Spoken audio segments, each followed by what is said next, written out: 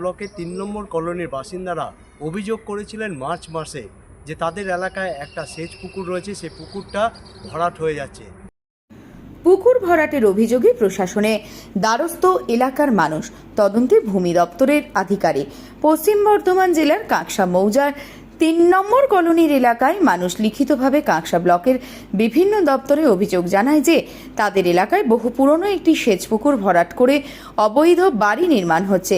এই অভিযোগের ভিত্তিতেই মঙ্গলবার কাঁকসা ভূমি দপ্তরের আধিকারিক সরজমিনে তদন্ত শুরু করেন।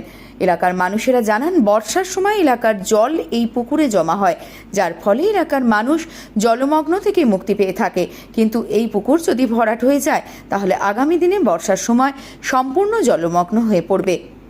এছাড়াও গ্রীষ্মের সময়ও এই পুকুর এলাকার মানুষের জলের সমস্যা মেটায়। কিন্তু এক প্রভাবশালী ব্যক্তি নিজের বলপূর্বক এই পুকুর ভরাট করে বাড়ি নির্মাণ করেছেন। এ বিষয়ে এলাকার মানুষ প্রশাসনের দ্বারস্থ হয়েছে। এটা আমাদের মোটামুটি এই পুকুরটা হচ্ছে ব্রিটিশের পুকুর।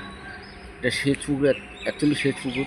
আমাদের এলাকায় যে সমস্ত পানীয় জল, বৃষ্টির জল সবাই পুকুরেই নামে, কিন্তু তাদের মদতে এই পুকুরটা ভরাট হচ্ছে আমরা এখনও খুঁজে পাই নাই। রাতারাতি দিনে সবার সামনে, চোখের সামনে ভরাট হয়ে যাচ্ছে। কেউ কিছু বলার নেই। আমরা সবাই মিলে যে বিডিওকে, বিএলওকে থানায় কমপ্লেন জানাই। তারা বললো মানে এলাকা পুরো জলের তলায় চলে যায় বর্ষাকাল। এখন অবস্থা খুব ভয়ানক, সামনে তো বর্ষা, মানুষের খুব অসুবিধার মধ্যে পড়ে যাবে বলতে। এই যে পুকুরটা যে ভরাট হয়ে যাচ্ছে, এখন প্রশাসন এখনো অবধি কোনো হেলদোল দেখায়নি। এলাকার জল নামে, আমরা জন্ম থেকেই সব দিকে আসছি, আমাদের দিকে বলে। কাঁকসা ভূমি দপ্তরের রেভিনিউ আধিকারিক পার্থ বিশ্বাস জানান, বলার পরও শোনে নাই। পুকুরটা পুরো বুঝাবার চেষ্টায় রয়েছে। পুরো এলাকা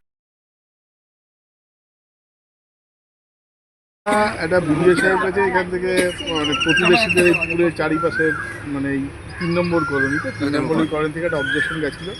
তার পরিপ্রেক্ষিতে আমরা এখানে এই পুকুরটা পরিদর্শনে আসলাম। এসে দেখলাম কিছুটা পার ভরাট হয়েছে এবং এটা একটা আমরা আগামী দিনে দেখবো এটা কতটা জলপট ছিল, এগুলো দেখে একটা রিপোর্ট আমরা। ঠিক, আপনার নামটা স্যার? আমার নাম পার্থ বিশ্বাস, আমি কাঁকসা বিএলও রেভিনিউ অফিসার। এলাকার মানুষ ভূমি দপ্তরের উপর আশ্বাস রেখেছেন তাদের এলাকায় এই পুকুর হয়তো আগামী দিনে আর ভরাট হবে না।